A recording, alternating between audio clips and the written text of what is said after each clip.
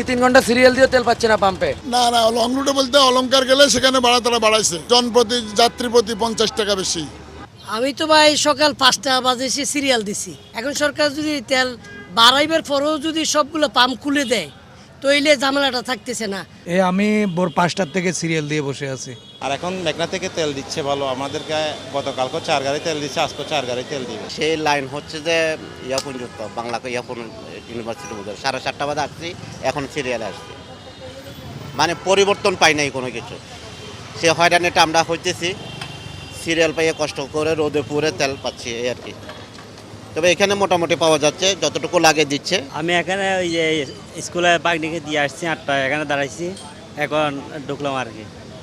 এখন দেশে তো পর্যাপ্ত তেল আছে, তারপরে কিন্তু আমরা কেন মানে এত লাইন ধরে তেল নিতে হচ্ছে, এটা হচ্ছে আমাদের টাকা বৃদ্ধি হলে তারপরে যে এরকম লাইনে ধরে নিতে হয়, এটা তো অনেক কষ্ট, রোদের মধ্যে আরও বেশি। এটা তো নিজের মাথাও ঠিক থাকে না এই মুহূর্তে। আমি তো ভাই সকাল 5টা বাজে এসে সিরিয়াল দিছি। দাম বাড়াচ্ছে কিন্তু সিরিয়াল তো বিশাল সিরিয়াল, তাই আমরা এখন অনেক কষ্টের মাধ্যমেই তেল নিতে হইতেছে আর কি। এখন সরকার যদি তেল বাড়াইবার পরেও যদি সবগুলো পাম্প খুলে দেয় তো এইলে ঝামেলাটা থাকতেছে না, আর মানুষ এত ভোগান্তি হচ্ছে না, কষ্ট পাচ্ছে না। তা টাকা দামও নিচ্ছে, কষ্টও আমরা দিচ্ছি। তো এইভাবেই আমরা সরকারকে অনুরোধ করব, আপনি সবগুলো পাম্প খুলে দেন, খুলে দিয়ে আপনি দাম বাড়াইছেন ওইটাও আপনি একটু দেখতে হবে, দেশের মানুষ কীভাবে চলতে পারে, কিভাবে ইন্ডাস্ট্রি চলতে পারে।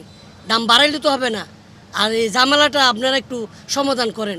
এটা তারেক রহমান সাহেবকে একটু অনুরোধ করে বলবো যে আপনারা একটু এই পাম্পগুলোতে আপনারা দেখেন, আর গ্যালান পুরে পুরে তেল বাইরে যায়, এই গ্যালানগুলো কোথায় যায় এগুলো আপনারা দেখেন, গ্যালান পুরে পুরে তেল বাইরে যাচ্ছে। পরিস্থিতি কি দাম বাড়ালে কি আর কি হবে, এখানে তো তারপরেও আমরা সিরিয়াল দিচ্ছি।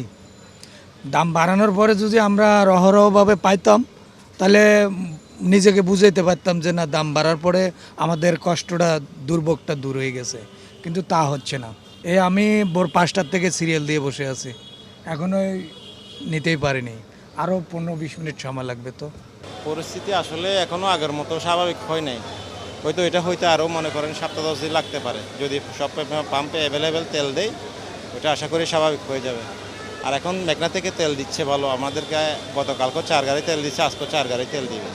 এর মধ্যে 1.5 গাড়ি হচ্ছে অকটেন আর 2.5 গাড়ি হচ্ছে আপনার 1.5 গাড়ি ডিজেল, 2.5 গাড়ি অকটেন। এভাবে দিতে থাকলে মনে করেন আশা করি 7-10 দিনের মধ্যে চাপটা চলে যাবে। ভাড়া বর্তমানে এখনো বাড়ে নাই, কিন্তু কিছুদিন পরে বোঝা যাবে আর কি, কোম্পানিরা যদি বৈঠক করে যদি বাড়ায় আর কি। বাড়তি খরচ হইতেছে, সিরিয়াল দিয়ে তেল নিতে হইতেছে, 1 ঘন্টা জায়গায় 3 ঘন্টা যাইতেছে, কিছু করার নাই, সময় খারাপ।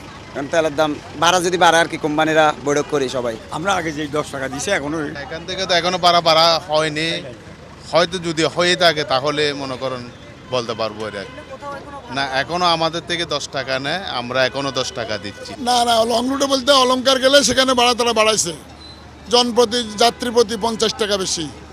আগে আমি 150 টাকা দিয়ে ফেনে যেতাম, এখন 200 টাকা নেয়। তেল পাচ্ছি না, 2-3 ঘন্টা সিরিয়াল দিয়ে তেল পাচ্ছে না পাম্পে, বাড়ার আগেরটাই। ভাড়া বাড়াই নাই, ভাড়া বাড়াবার সিদ্ধান্ত নেবে বিএডটি সিদ্ধান্ত নেবে, ওখান থেকে নির্ধারিত হলে আমরা ভাড়া বাড়াই নেব, আমরা আগের ভাড়াই নিচ্ছি।